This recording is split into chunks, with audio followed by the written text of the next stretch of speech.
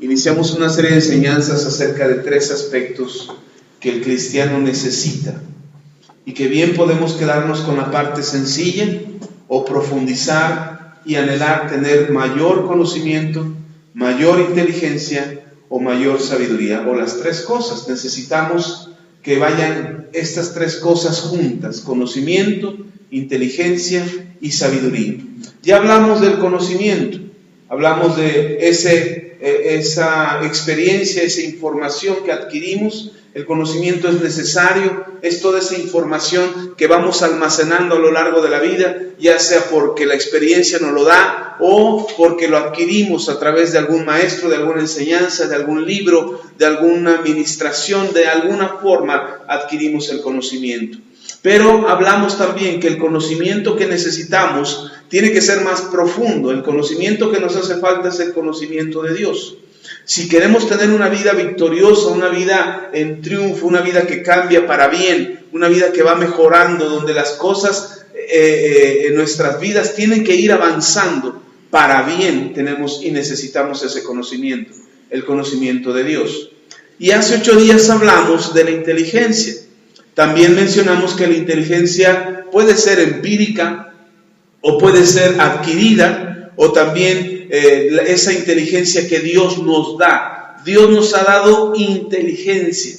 Si algo necesitamos recordar es que no somos tontos, sino que somos inteligentes. No por nuestros propios méritos, sino porque hay una inteligencia divina que Dios ha puesto en nosotros. Hoy se habla de muchas inteligencias: inteligencia emocional, inteligencia financiera, inteligencia familiar, inteligencia laboral. Se habla de muchas inteligencias hoy en día, pero creo que hay una sola inteligencia en el ser humano que le da la capacidad para desarrollar sus habilidades y sus talentos. Necesitamos esa inteligencia, porque no es suficiente que tengas un don, que tengas un talento, que tengas una habilidad. Es necesario tener la inteligencia para poder usar ese don o para poder usar ese talento. Y la inteligencia va a permitir que se desarrolle eso. Si nosotros somos inteligentes conforme a Dios, conforme a lo que Dios ha puesto en nuestro corazón, vamos a poder desarrollar esa habilidad, ese talento, ese don. Inteligencia para hacer negocios, inteligencia para educar a nuestros hijos, inteligencia para tener una buena relación interpersonal con alguien más, que vale la pena mantener esa relación, o cortar con alguna relación que no te beneficia, que no te ayuda. Necesitamos ser inteligentes. Y hablábamos de esa inteligencia que todos tenemos, entre poder elegir entre que te corten la mano y no te la corten, por alguna causa de algún accidente que tuvieras en tu mano. Si la mano ya está muy destruida y el médico dice: esta mano tiene gangrena, pero si quieres se la dejamos. Si tú eres algo inteligente dirás: no, córtela, doctor, aunque me quede sin mano. Esa misma inteligencia habla el Señor Jesús cuando dice: es mejor que entres al cielo tuerto, manco o cojo, a que te vayas al infierno, a que se pierda tu alma. Esa es la inteligencia que necesitamos, que nos permita a nosotros decidir lo que conviene o lo que no conviene en nuestras vidas y tomar las mejores decisiones. A veces no tomamos las mejores decisiones, nos dejamos llevar por nuestras emociones, nos dejamos presionar por las circunstancias, nos vamos a dejar llevar por el qué dirán, es que van a decir esto, van a decir lo otro, y entonces decidimos mal. Todas nuestras decisiones tienen consecuencias, por eso necesitamos inteligencia. Y hablamos de eso hace 8 días. Y hoy quiero hablar y quiero completar esta enseñanza, estas 3 enseñanzas, cerrando el día de hoy con la sabiduría. Necesitamos sabiduría. Hoy se habla de que una persona que tiene mucho conocimiento, algún catedrático, algún filósofo, algún inventor, se dice que es una persona sabia. Pero en realidad no necesariamente el conocimiento te hace sabio. Así como la inteligencia por sí sola tampoco te hace sabio. Entonces, ¿qué es una persona sabia? ¿O quién es una persona sabia? Una persona sabia es aquella que puede utilizar el conocimiento y la inteligencia para tomar las mejores decisiones en los mejores momentos. Aún tomar la decisión de quedarse callado suele ser una buena decisión o una sabia decisión. Entonces necesitamos la sabiduría. Pero la Biblia también nos habla de la sabiduría. Dice la Biblia que hay sabios en su propia opinión. La Biblia menciona que hay personas que se consideran sabias. Ellos creen que son sabios. Ellos dicen que son sabios.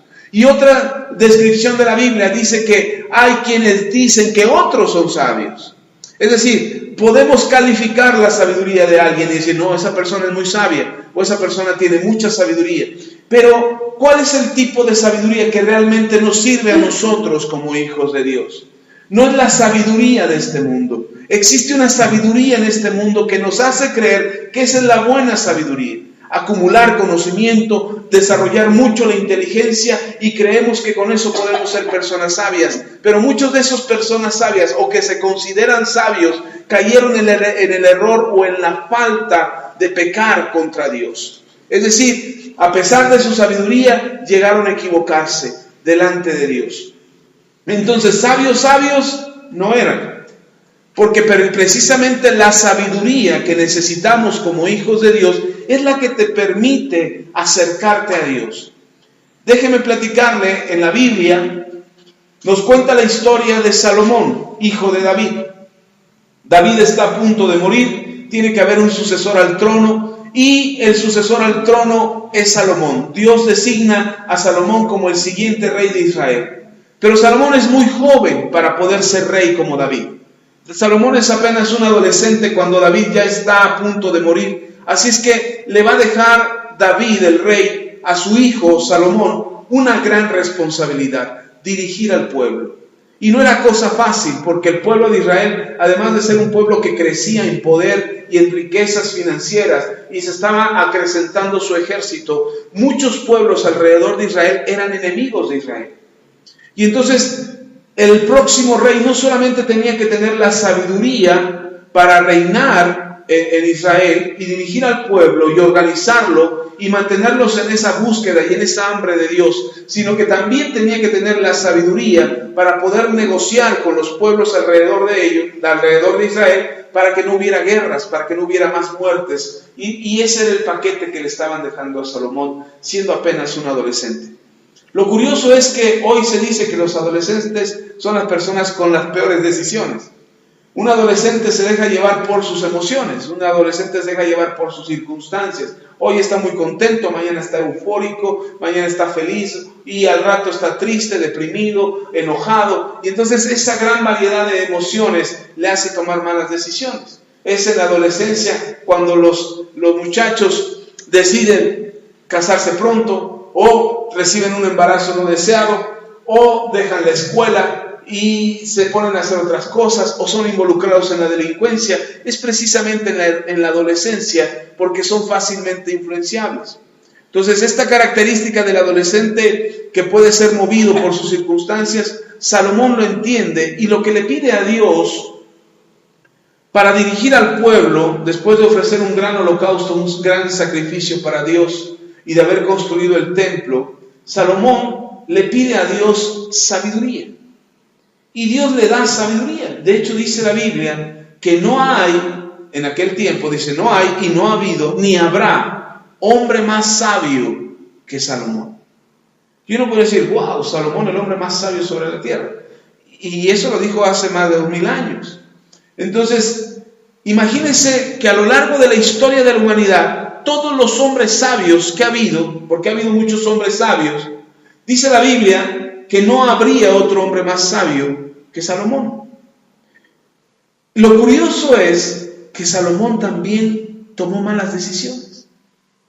A pesar de ser el hombre más sabio sobre la tierra, tomó malas decisiones como tener más de 1000 mujeres como esposas, y tenerlas en casa, y tenerlas en el palacio, y tenía tantas mujeres como podía.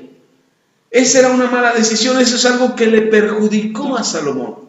Usted puede leer el libro de Proverbios, que se conoce como el libro de la sabiduría, y la gran mayoría de los proverbios han sido escritos por Salomón. Muchos de inspiración de Salomón, pero muchos también de las cosas que él observaba y aprendía entre la gente y entre el pueblo y entre las sociedades y los reinos. Él se movía en todos los ámbitos y él aprendía de todos, y eso le llevó a plasmar en el libro de Proverbios todas esas cápsulas o enseñanzas de sabiduría que podemos encontrar en el libro de Proverbios. Si usted quiere adquirir sabiduría, no estaría de más que leyera el libro de Proverbios y lo leyera más de una vez para ir asimilando lo que en él está escrito. La gran mayoría de los proverbios fueron escritos por él, todos ellos inspirados por Dios, y Salomón no todos fueron obra suya, algunos fueron adquiridos de otras personas, alguien le aconsejó, él lo escribió, lo redactó y quedaba plasmado. Lo interesante es que cuando él escuchaba el consejo, lo seguía, procuraba seguirlo, procuraba escuchar el consejo, aprender de él y seguirlo. Pero aún así, con toda la sabiduría que tiene Salomón, Salomón se equivoca. Entonces, una persona sabia no significa que es una persona que no se equivoca. Una persona sabia puede equivocarse, pero una persona sabia tiene la facultad, la habilidad y la humildad para reconocer su error.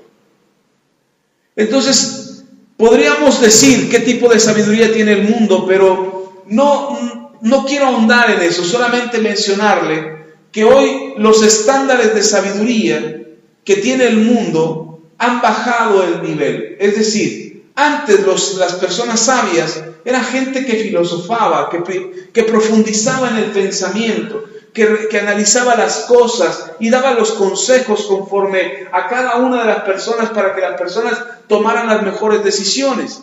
Es decir, las personas sabias de antaño, en la antigüedad, quizás los griegos, quizás alguno que otro romano, por ahí de los primeros siglos después de Cristo, encontramos a muchas personas sabias.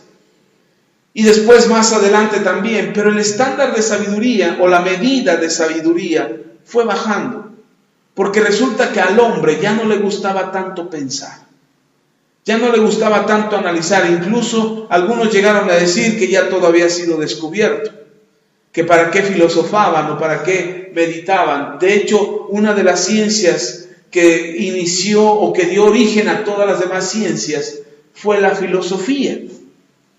La filosofía es aquella ciencia que se encarga de estudiar y analizar y reflexionar acerca de todas las ciencias. Y entonces la filosofía fue así como el principio de muchas ciencias. Y llegó el tiempo en que la filosofía fue descartada como ciencia. Y dijeron, no, la filosofía no es ciencia. El pensar, el razonar, el analizar, el buscar el conocimiento no es ciencia. Ciencias son las matemáticas, ciencia es la química, la biología, que te arroja datos, que te da información, donde haces descubrimientos. Y descartaron por muchos años, si no es que siglos, descartaron a la filosofía, al pensamiento, a la razón, a involucrar tu mente en el análisis y en la reflexión de las cosas y de las circunstancias de lo que sucedía a tu alrededor. Fue descartada la filosofía como ciencia, hasta hace poco otra vez la volvieron a retomar y dijeron, sí, estábamos equivocados, finalmente sí es una ciencia. No es una ciencia exacta, pero pues sí es una ciencia. Y le dieron la característica de ciencia otra vez. Pero el ser humano, por esta causa de que le bajaron el rendimiento a la reflexión y al pensamiento, por esta causa es que el hombre también le bajó la medida a la exigencia para una persona sabia. Y entonces hoy se le adjudica el título de sabio a cualquiera que tenga mucho conocimiento, a cualquiera que haga un gran descubrimiento, a cualquiera que haga un buen análisis, una buena reflexión, un buen artículo, una publicación, un libro, y se le llama persona sabia. Pero el estándar de la sabiduría de la que nosotros, ustedes y yo, necesitamos aprender no es el estándar del mundo. Es decir, no necesitamos la sabiduría de este mundo, porque este mundo ha corrompido la sabiduría. Incluso han creído que la sabiduría le da al ser humano la capacidad de decir no hay Dios. Y entonces el hombre le cree a alguien, a algún famoso, a algún científico, a alguna eminencia de la ciencia, y le dice, si este hombre dice no hay Dios, la gente dice bravo, no hay Dios, este hombre lo dijo. El ejemplo más claro de esto es Stephen Hawking. Stephen Hawking es uno de los científicos que tuvo mucho auge en este siglo, en el siglo pasado, siglo XX, y en este siglo, siglo XXI. Y este Stephen Hawking, un físico, matemático también, enfocado más a la física, hizo muchos análisis y muchos descubrimientos científicos que permitieron que la ciencia pudiera avanzar o dar algunos pasos en los que se había detenido. Sin embargo, a pesar de todo su conocimiento, Stephen Hawking era un físico que estaba pegado o detenido por una silla de ruedas. Tenía una parálisis que le detenía completamente el cuerpo, era completamente paralítico, no podía moverse, de hecho un poco la cabeza, pero realmente no la movía, no podía hablar, utilizaba una especie de computadora para poder emitir un diálogo, una conferencia. Su voz no salía ya por su garganta o por su boca, sino por una computadora, y mucho pensamiento, mucho análisis, mucha reflexión, mucha ciencia, pero poca sabiduría. Es uno de los científicos más aplaudidos en toda la historia de la humanidad, en la historia moderna de la ciencia. Ganó un premio Nobel, ganó cuanto premio pudo haber alcanzado, pero este hombre llegó a decir: no hay Dios, no existe Dios. No hay Dios en el universo, no es verdad que hay vida después de la muerte, no es verdad que exista el cielo o el infierno. Si no hay Dios, pues no hay cielo, no hay infierno. Entonces, eso es una mentira. Él llegaba a decir: es un cuento de niños para asustar a la gente. Decía un cuento de tontos, decía, para asustar a la gente, no un cuento de niños, decía un cuento de tontos para asustar a la gente. Decir que Dios existe es de tontos. Y entonces muchos en la ciencia le aplaudieron y dijeron: es verdad, lo dijo Stephen Hawking, el hombre más inteligente del planeta. Él dijo que no hay Dios, por lo tanto no hay Dios. Y entonces él empezó a filosofar y a meterse en cosas. Yo no discuto que sea un gran científico, es un gran científico, es un hombre de ciencia. Bueno, era, porque ya falleció. Y es un hombre muy aplaudido. Yo no dudo de su capacidad de conocimiento en la ciencia, como la física o las matemáticas o alguna otra ciencia en la que haya él incursionado. No dudo de esa inteligencia, no dudo del conocimiento que tenía, no dudo de la capacidad inteligente de su cerebro para analizar y reflexionar cuestiones científicas, pero no tenía la capacidad de analizar las cuestiones espirituales o las cuestiones divinas, porque incluso él decía: demuéstrenme la existencia de Dios. Y algunos científicos cristianos se atrevieron a debatirle a Stephen Hawking y le dijeron: bueno, tú quieres que te demostremos la existencia de Dios, ¿por qué no mejor tú nos demuestras la no existencia de Dios? Seguramente tienes argumentos, evidencias que nos permitan a nosotros creer que tus palabras son ciertas y que realmente Dios no existe. La verdad es que a pesar de que se lo dijeron durante muchos años, nunca logró demostrar la no existencia de Dios. Nunca logró demostrarlo. Por más que argumentaba y por más que decía y por más que se burlaba incluso de los cristianos y de la fe, nunca logró demostrar que Dios no existía. Y cuando falleció, yo me atreví a publicar algo respecto a su muerte, y yo me atreví a publicar en internet que ahora sí Stephen Hawking tendría la oportunidad de saber si el cielo existía o no existía. Que ahora lo iba a conocer, ahora se iba a dar cuenta si realmente existía el cielo o no, si realmente existía el infierno o no, si realmente existía o no Dios. Ahora él lo iba a saber, pues ya había muerto. Entonces él decía que una vez que estábamos muertos nos convertíamos en polvo y polvo estelar que se viajaba al universo, y ya ahí se acababa la historia del ser humano. Y yo publiqué y dije: bueno, ahora Stephen Hawking tiene la posibilidad de descubrir si existe o no existe Dios. Lo lamentable es que no podrá compartirle a nadie, porque si descubre que no existe Dios, no pasa nada, lo que él dijo era verdad. Pero si descubre que Dios sí existe, se dará cuenta que habrá fallado en toda su vida, a pesar de todo el conocimiento que tenía y de toda la inteligencia que tenía. Entonces, conocimiento, inteligencia son necesarios, pero no son todo. Necesitamos sabiduría. E insisto, no la sabiduría de este mundo, sino la sabiduría que Dios nos da. Amén. Así es que abra su Biblia en el libro de Proverbios, capítulo 1.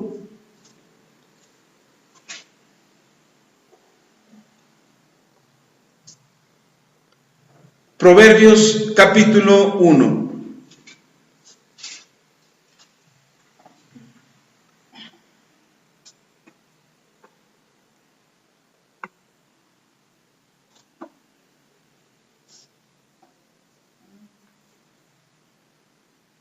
Dice el versículo 7, el principio de la sabiduría es el temor de Jehová.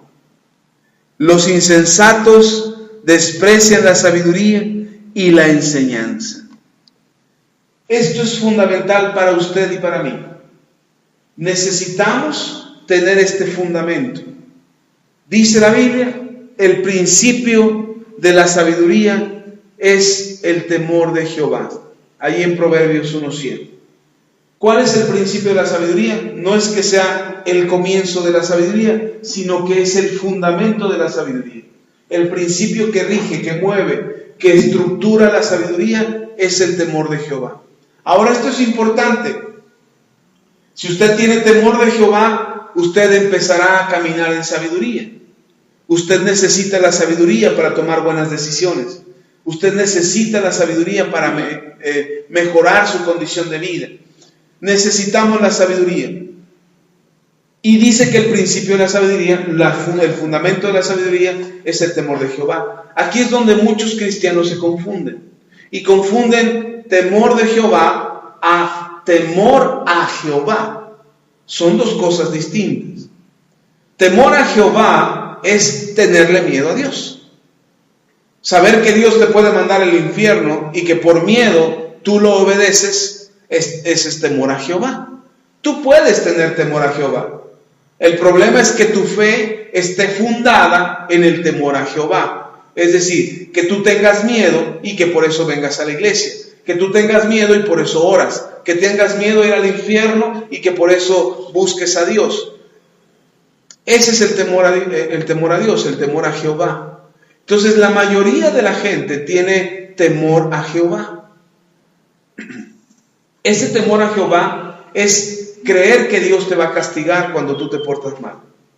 Muchos cristianos piensan y se me está yendo mal porque Dios me está castigando porque ayer pequé, o porque ayer no fui a la iglesia, o porque ayer no hice esto, no oré, no leí la Biblia, dije que lo iba a hacer y no lo hice, y por eso hoy me fue mal porque Dios me está castigando.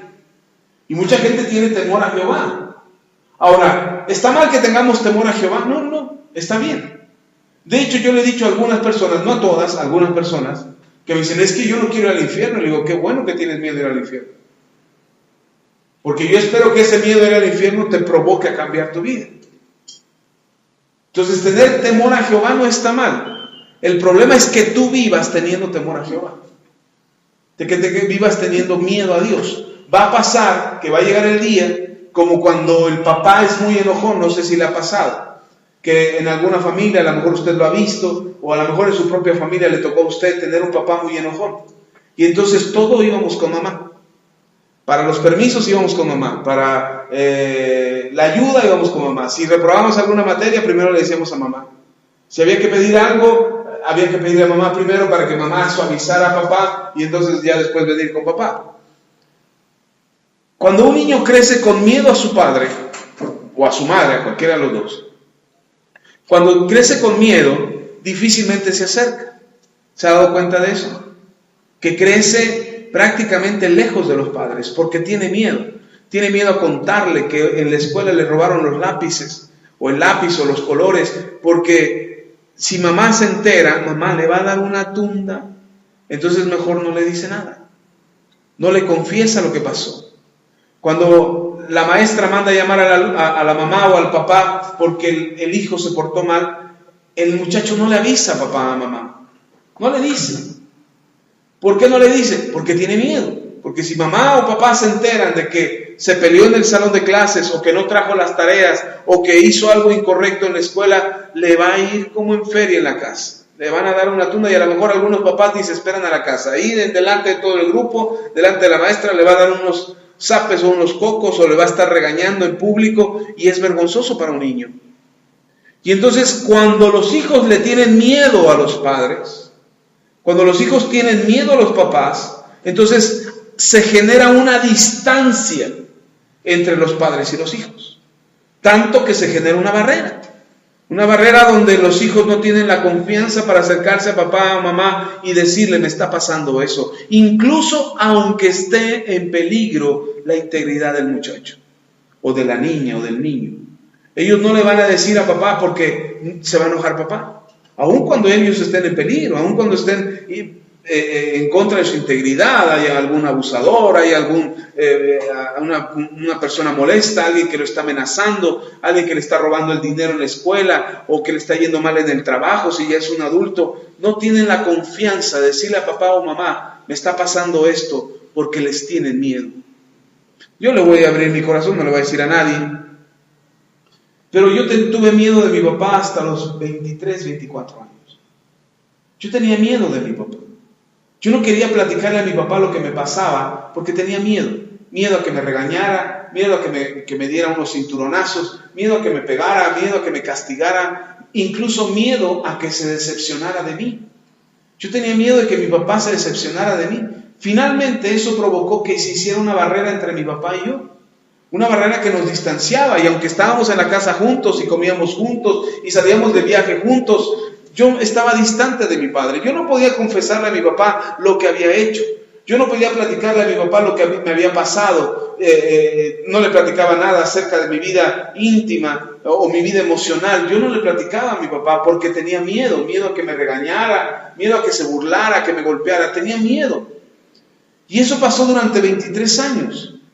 Y entonces cuando estuve en la situación más difícil de mi vida, o en la situación más crítica de mi vida, cuando andaba metido en las drogas y el alcohol y estaba a punto de que me corrieran de la universidad, en ese momento, en lugar de acercarme a mi padre y decirle, me está pasando esto, tengo estos problemas, me van a correr de la escuela, en lugar de acercarme a mi papá y contarle todo eso y que mi papá pudiera hacer algo por mí, yo se lo escondí.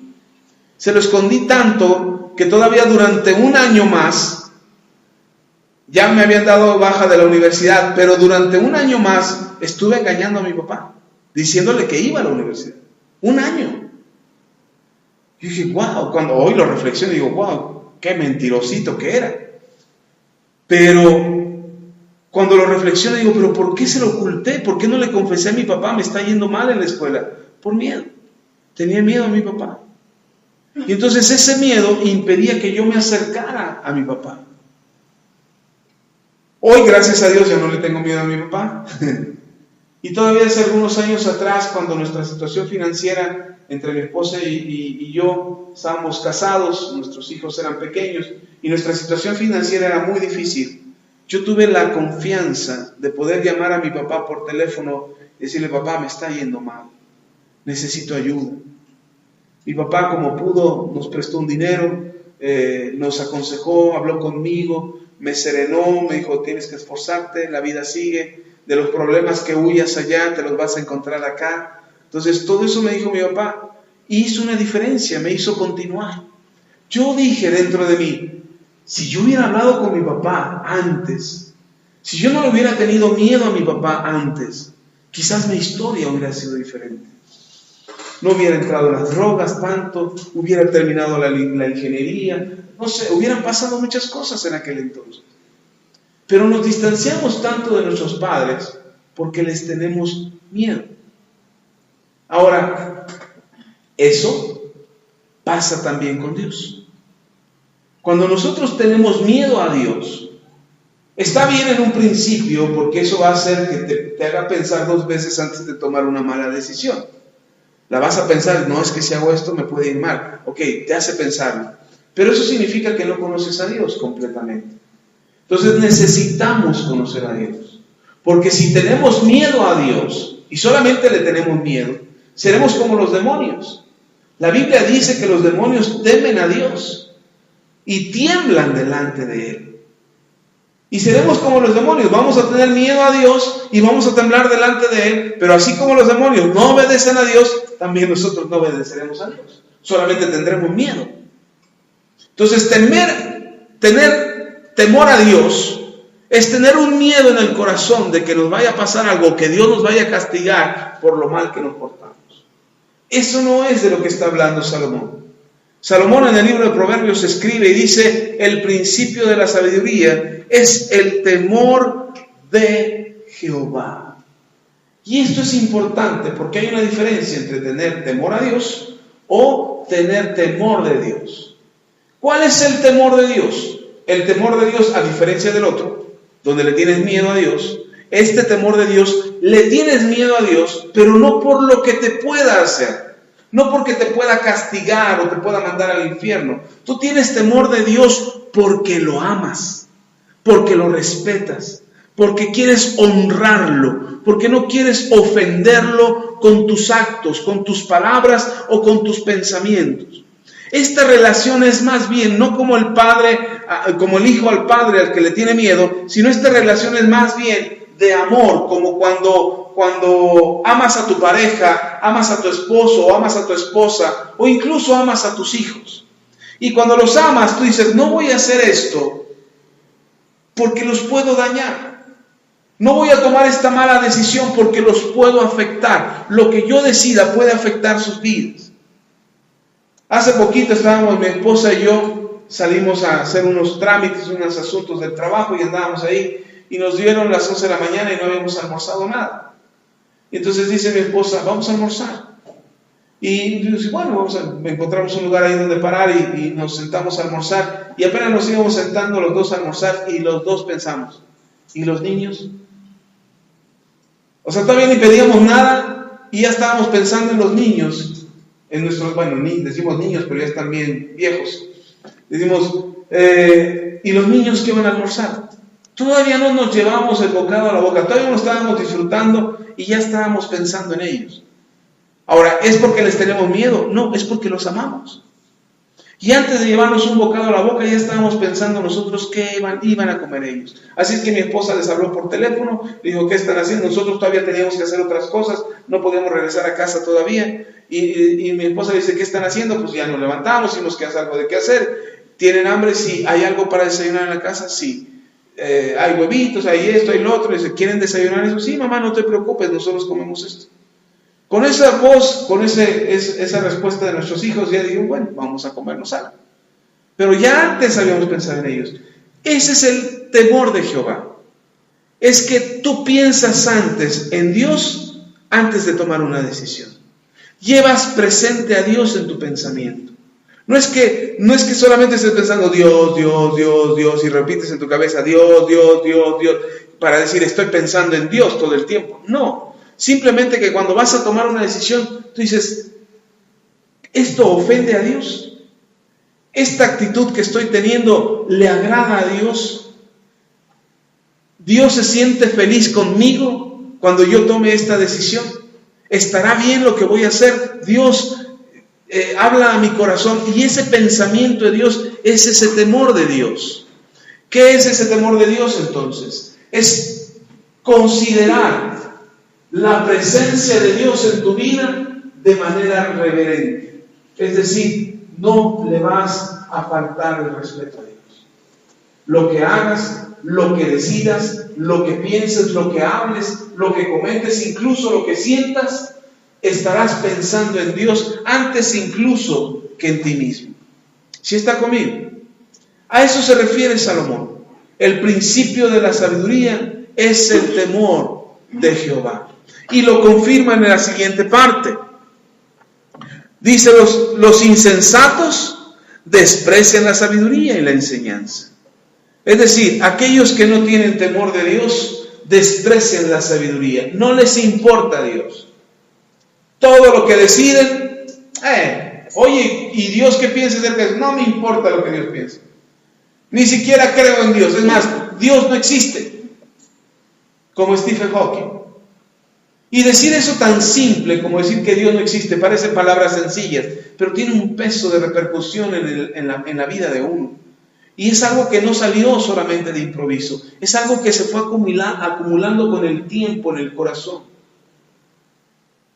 Porque quizás este hombre, Stephen Hawking, estaba sano, no nació así, era un hombre que estaba sano, que incluso estaba yendo a la universidad, y cuando está yendo a la universidad era un genio en la universidad. La gente se admiraba de su genialidad y de su intelecto y le aplaudían, y estaba haciendo sus primeros descubrimientos, y era mientras estaba en la universidad que la enfermedad afectó a su cuerpo. Y es ahí donde Hawking empieza a decir: Dios no existe. Porque si Dios existiera, era como decir Hawking, era decir, si Dios existiera, ¿por qué me está enfermando? Si Dios existiera, no habría enfermedad. Si Dios existiera, yo no estuviera enfermo. Si Dios existiera, yo sería un genio completamente sano. Y entonces yo creo que ese principio en el corazón de Hawking era lo que provocó que él confesara que Dios no existía. Por eso dice Salomón: los insensatos, los que les hace falta sensatez, lo que les hace falta sabiduría, niegan la sabiduría, niegan a Dios. Y aunque el mundo dice que son sabios, la sabiduría tiene características. La sabiduría que nosotros necesitamos, dice Primera de Corintios,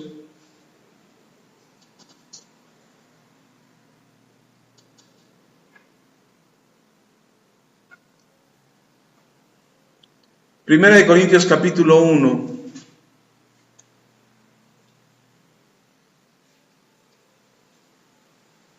Vamos a leer desde el versículo 13.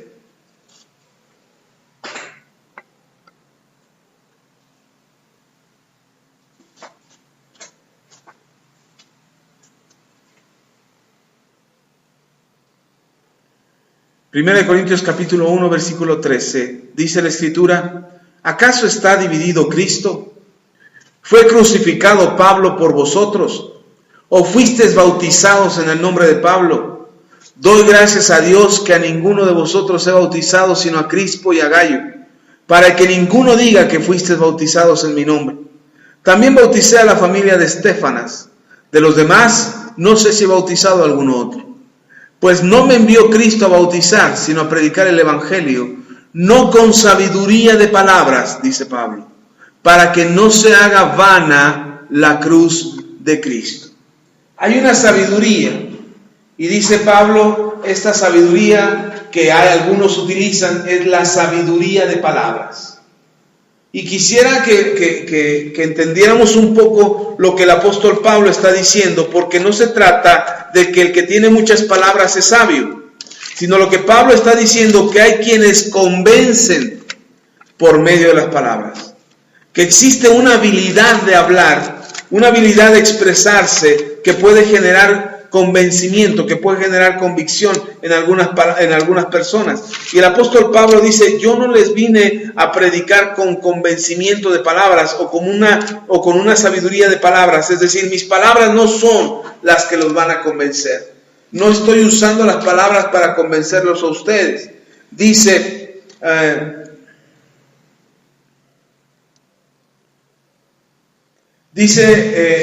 estas palabras son palabras que se consideran dentro de la sabiduría humana.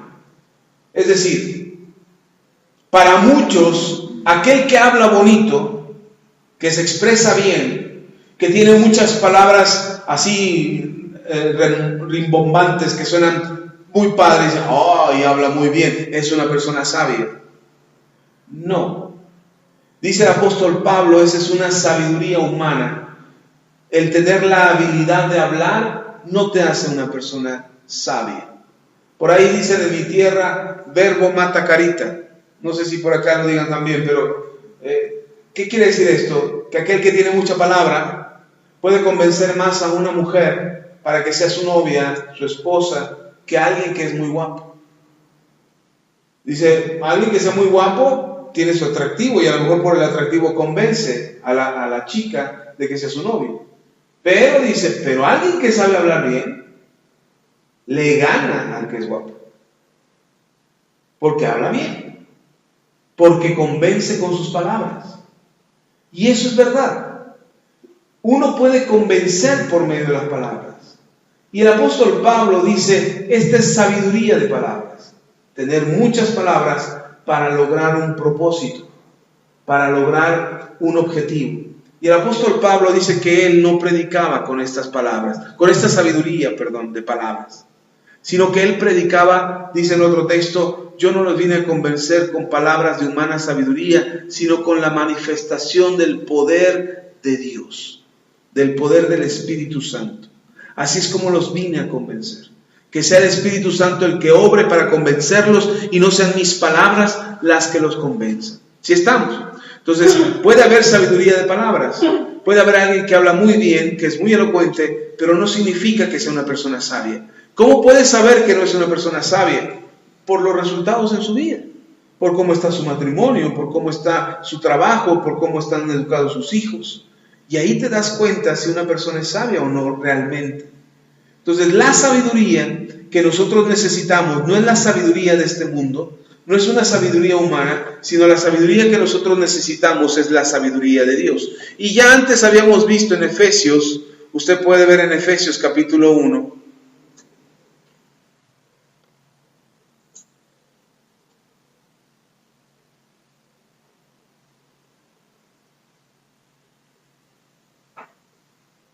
Efesios capítulo 1, versículo 8.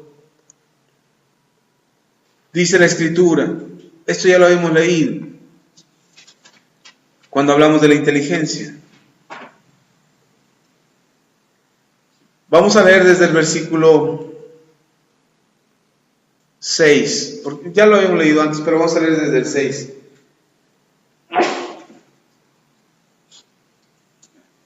Dice, Efesios capítulo 1, versículo 6, dice, para la alabanza de la gloria de su gracia, con la cual nos hizo aceptos en el amado, o sea, en Cristo, en quien tenemos redención por su sangre, el perdón de pecados, según las riquezas de su gracia, que hizo sobreabundar para con nosotros en toda sabiduría e inteligencia.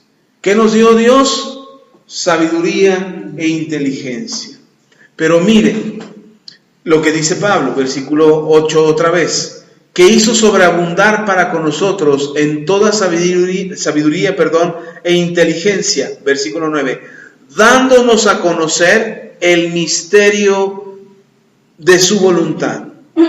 A mí me gusta este pasaje, dice, según su beneplácito, el cual se había propuesto en sí mismo. A mí me gusta este pasaje porque están los tres elementos involucrados: sabiduría, inteligencia y conocimiento.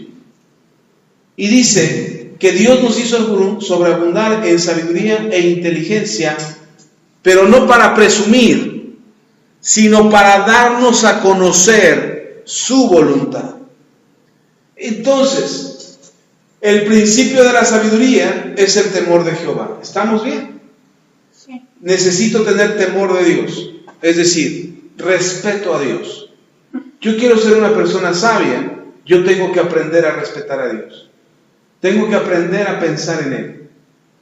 Que lo que voy a hacer o lo que voy a decidir no lo ofenda, no sea un pecado deliberado. No es que decimos luego, y al cabo Dios me perdona. No, eso no es sabio.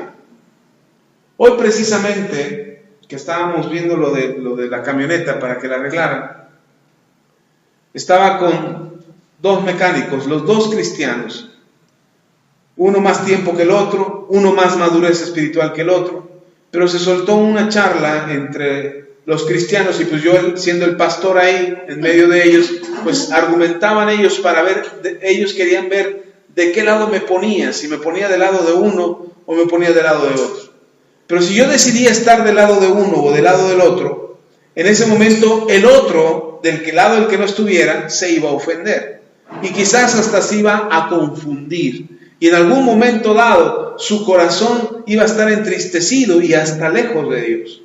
Así es que me cuestionaban a mí para preguntarme qué opinaba de esto, de aquello, del otro. que si la gente cambiaba inmediatamente cuando venía Cristo, que si no cambiaba, que si había un proceso, que si no había un proceso. Y entonces yo le pedí al Señor, dame sabiduría, porque no quiero ofender a ninguno de los dos, pero tampoco quiero darles argumentos para que ellos vivan como se les dé la gana, olvidándose de ti. Así es que tomé la decisión de enseñarles lo que la Biblia dice. Y entre las cosas que les decía es que una persona puede estar en pecado y vivir bajo la misericordia de Dios. Es decir, tú puedes ser un cristiano que peca frecuentemente o continuamente y Dios va a mostrar su misericordia ante ti. Y no te va a castigar, no te van a venir enfermedades, el dinero te va a rendir, siempre vas a tener lo necesario. Y yo les decía a los hermanos, un cristiano puede vivir así toda su vida. Y va a vivir toda su vida no porque Dios permita que esa persona viva así, o porque Dios le está dando permiso para que esa persona viva así. Y el cristiano pueda decir, ay, es que estoy en el proceso. No he cambiado porque estoy en el proceso. No he mejorado porque estoy en el proceso. Mi carácter sigue siendo malo porque estoy en el proceso. Sigo pecando porque estoy en el proceso. Porque ese es el argumento de muchos cristianos. Dicen que están en el proceso y nomás no cambian. Y se pasan la vida en el proceso. Pero yo le decía a los hermanos, un cristiano puede vivir así, en el proceso toda su vida. Y no es porque Dios permita que este cristiano esté en el proceso toda su vida y nunca cambie. Esta persona no cambia y Dios le aguanta eso por su misericordia. No porque Dios permita que esa persona esté en pecado, sino que la misericordia de Dios permite que esa persona tenga la oportunidad al siguiente día de arrepentirse, o ese mismo día, y amanecer al otro día con fidelidad nueva y misericordia nueva, como lo dice la Escritura. Entonces puede experimentar la misericordia de Dios. Pero hay un inconveniente de alguien que vive así y no cambia. El inconveniente es que, así como Dios muestra su misericordia, llega el día en que Dios muestra su justicia. Y el problema con el cristiano que no cambia o que no mejora su conducta, el problema es que mientras la misericordia está sobre de él, vive feliz. Pero cuando la justicia llega, ya no hay vuelta para atrás. Si no se corrigió, si no cambió, si no mejoró su conducta, si no mejoró su capacidad de administrar los bienes que Dios pone en sus manos, si no dejó de pelear con su esposa o con su esposo, si no dejó de maldecir a la gente y de pelearse con el vecino y estar enojado todo el tiempo, si no cambió eso, cuando venga el juicio de Dios, ya no se va a encontrar con la misericordia, se va a encontrar con la justicia. Y entonces Dios hará juicio sobre esa persona. Y el cristiano quizás le dirá al Señor, Señor, pero si tú siempre me permitiste que yo estuviera en pecado. El Señor dirá, todos los días yo renovaba mi misericordia y mi fidelidad para contigo, para no destruirte. Pero todo el tiempo te llamé para arrepentirte. Todo el tiempo hablé a tu corazón para que cambiaras, para que fueras mejor, para que cambiaras tu conducta, para que no fueras el mismo cristiano de siempre. Pero no quisiste escuchar. Ahora ya no hay tiempo de cambiar. Ahora es el tiempo del juicio. Esa es precisamente la sabiduría. Entender los principios de Dios que rigen nuestras vidas. Que si Dios te dice perdona, ¿qué tienes que hacer? Ay, pero no quiero perdonar. Me ofendió, que pague. Que le caiga fuego del cielo ahorita. Pero eso no es sabio, ni siquiera inteligente. Entonces, ¿tienes temor de Dios? No, no tienes temor de Dios. ¿Por qué? Porque lo que Dios te dice que hagas, no lo haces. Otra vez vuelvo al ejemplo de los padres y los hijos. Ya hablamos del temor al padre.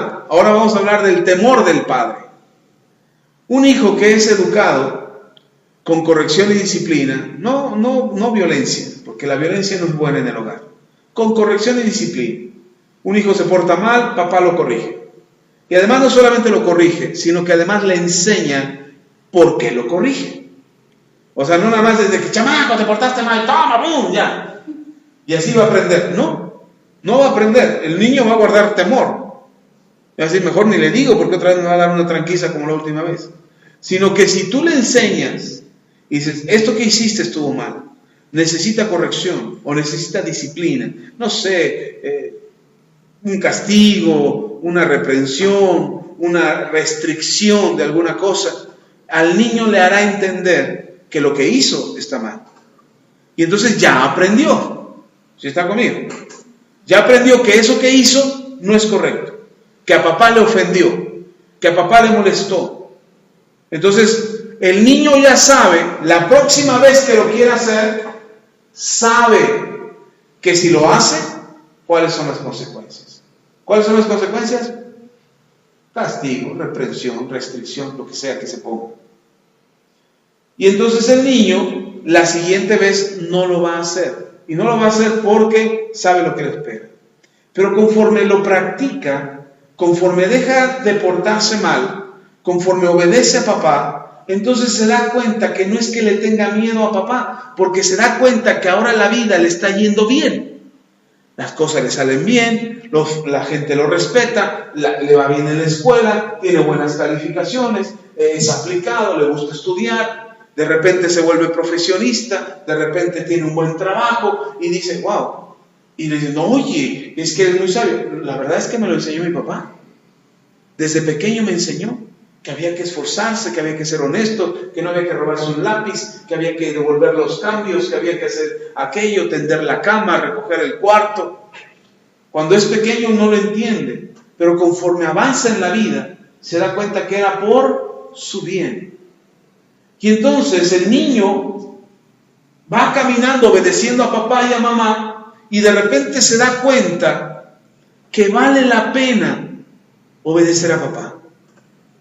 Vale la pena, porque no solamente papá se siente feliz con el hijo, sino que además papá recompensa al hijo. Y no solamente eso, sino que al hijo le va bien. Yo me acuerdo mucho cuando David era pequeño, tenía 5 años yo creo, íbamos de visita a ver a mis padres, y mis hermanas pues ya también tenían sus hijos, la mayoría de ellos más grandes que David. Y entonces David llegaba a la casa de sus abuelitos y se sentaba a la mesa, y, papá, quiero comer, tengo hambre. Sí, mamá, hay algo en el refri. Sí, pues sírvanse allá y lo que quieran. Ya saben, ¿no? Los abuelos consienten a los hijos y a los nietos, y llegábamos felices allá a casa de mis padres. Y yo, siempre que mi hijo quería algo, me lo pedía a mí o se lo pedía a mi esposa, aún sabiendo que todo lo que había en el refrigerador o en el frutero o en la cocina, él podía disponer de ello, porque así le habían dicho mis padres. No, hijo, lo que quieras, tómalo, es para eso tómalo.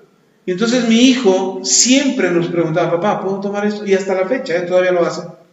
Papá, ¿puedo tomar esto? Papá, ¿puedo comer esto? Sí, hijo, sí.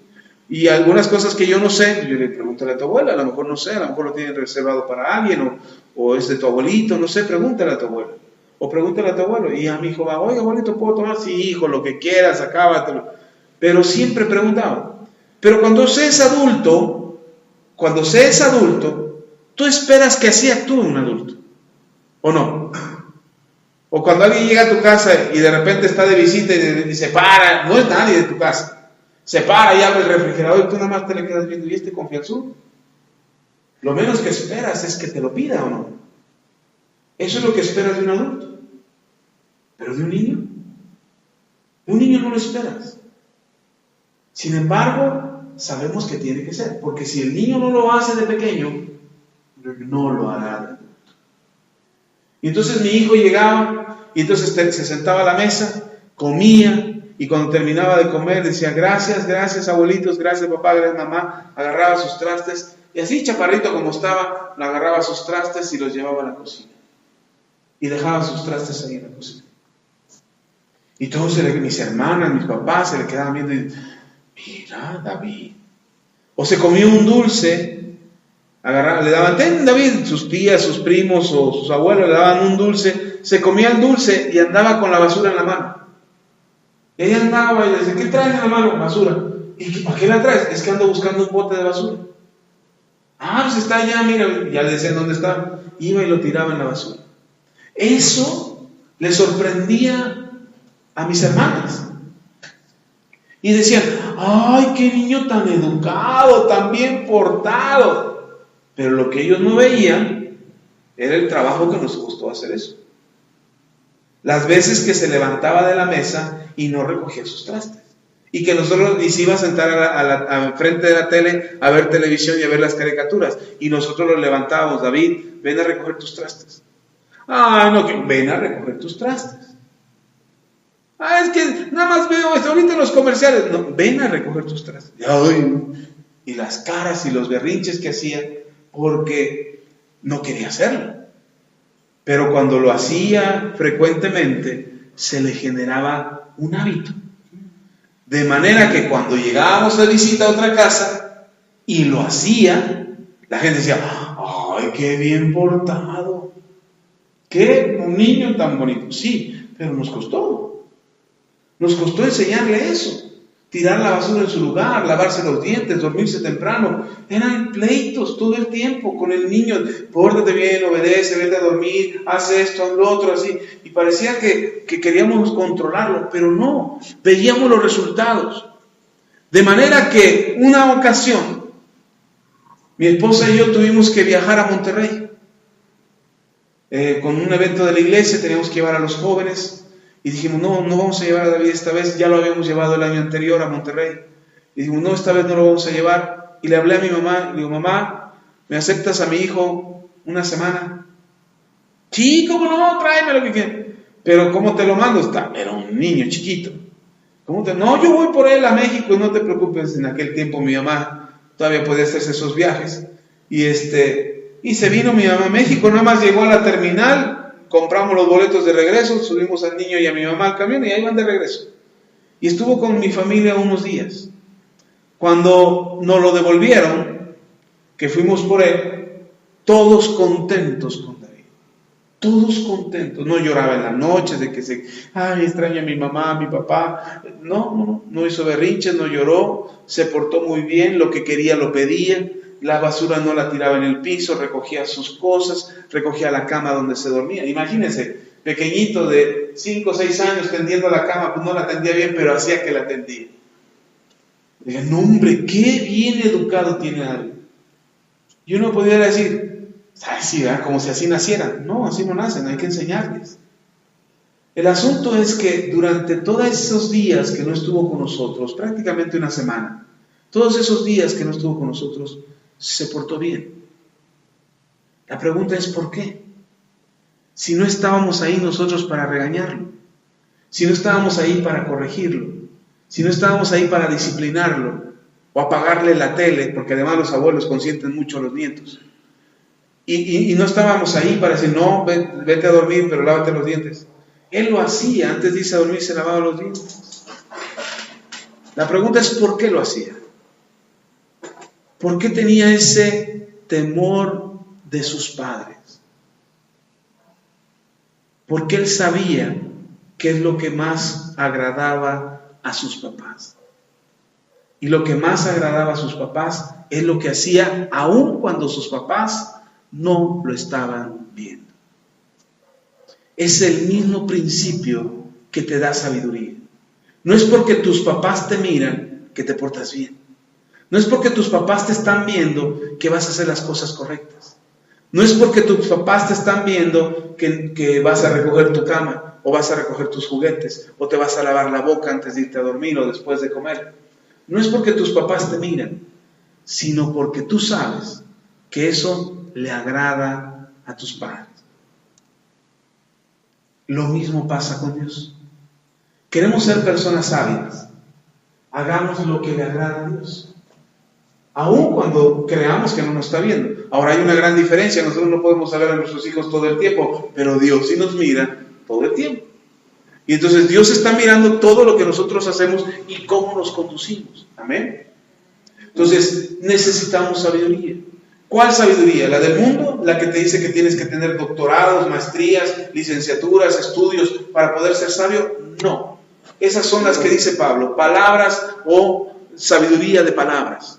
No necesitamos esa sabiduría humana, necesitamos la sabiduría que te hace conducirte de la manera que le agrada a Dios, donde quiera que estés, donde quiera que vayas, lo que hagas debe de agradarle a Dios. Amén. Ok, vamos a dejarla ahí. Hay mucho que decir de la sabiduría, pero ya habrá tiempo para enseñarles. Así es que hoy vamos a terminar con eso. Hay una sabiduría que Dios espera que nosotros tengamos, y es esa sabiduría que se origina o tiene como principio el temor de Jehová. Si tú te conduces de esta manera, te garantizo una cosa: tendrás éxito. Las cosas te irán mejor. Las cosas marcharán bien. Amén. Amén. Vamos a orar.